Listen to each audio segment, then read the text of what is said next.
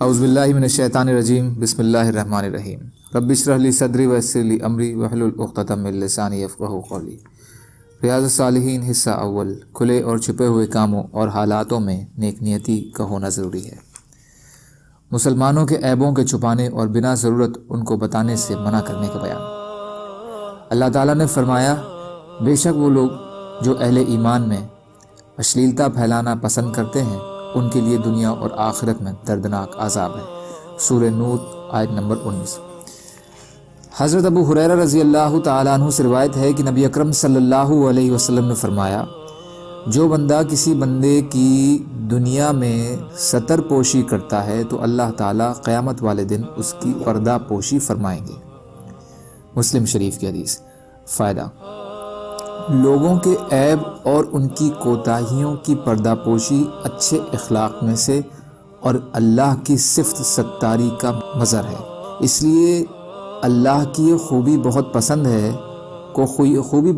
ہے اور قیامت والے دن وہ بھی اس آدمی کو اسی قسم کا بدلہ دیں گے، جس کا مطلب یہ ہے کہ یا اللہ تعالیٰ اس کے گناہوں کو معاف فرما دیں گے اور اس سے پوچھ تاچھ ہی نہیں فرمائیں گے، یا اگر پوچھ تاچھ کریں گے تو سب کے سامنے نہیں بلکہ اکیلے میں کریں گے تاکہ کسی اور کے سامنے اسے شرمندگی نہ اٹھانی پڑے، پھر چاہیں گے تو معاف فرما دیں گے یا کچھ عرصے کے لیے اسے بطور سزا جہنم میں بھیج دیں گے۔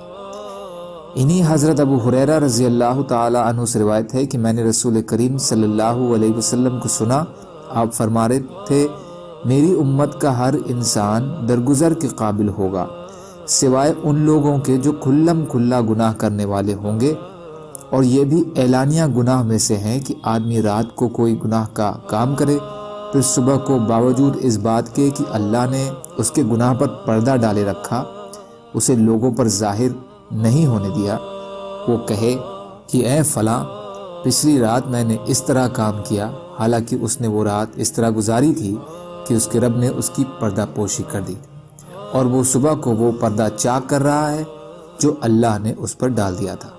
بخاری اور مسلم۔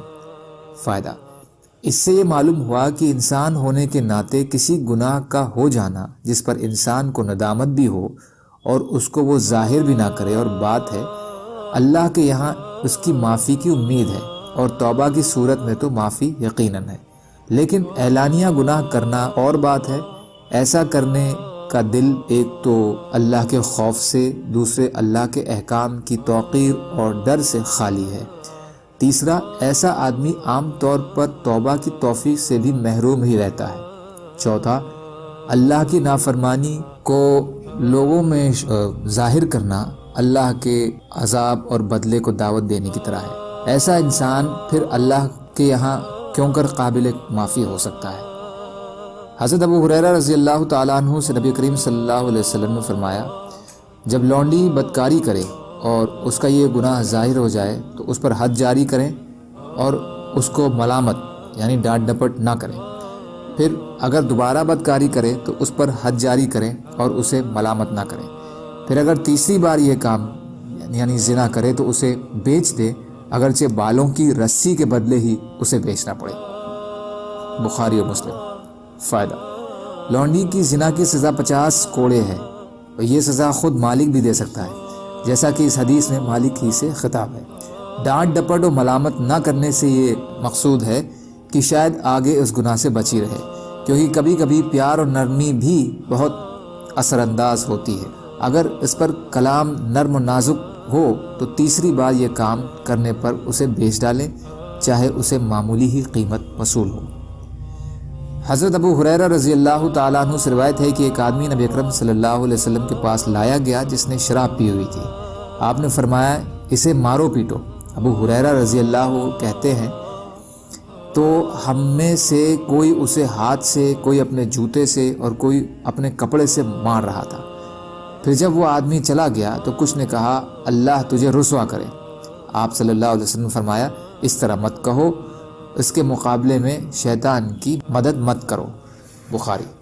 فائدہ: یعنی ایک مسلمان کے حق میں بد دعا کرنا شیطان کی مدد کرنا ہے، کیونکہ شیطان کا مشن بھی مسلمانوں کو گمراہ کرنا اور انہیں دنیا و آخرت میں رسوائیوں کا حقدار قرار دلوانا ہے، اس حدیث سے وہ لوگ کے بارے میں ذکر ہے جن کے نزدیک شراب نوشی کی کوئی حد مقرر نہیں ہے، اس کے لیے تعزیری سزا ہے جو حالات کے مطابق کم و بیش ہو سکتی ہے، لیکن دوسرے علماء جو اس کی حد 40 کوڑے کے قائل ہے وہ اس کا جواب یہ دیتے ہیں کہ یہ واقعہ اس وقت کا ہے جبکہ اس کی حد مقرر نہیں ہوئی تھی۔ جب نبی صلی اللہ علیہ وسلم نے بعد میں 40 کوڑوں کی سزا دی تو اب یہی اس کی نردھارت حد ہے۔ حضرت ابو بکر صدیق رضی اللہ تعالی عنہ اور عمر رضی اللہ عنہ نے اپنی خلافت کے شروعاتی دور میں اسی پر عمل کیا۔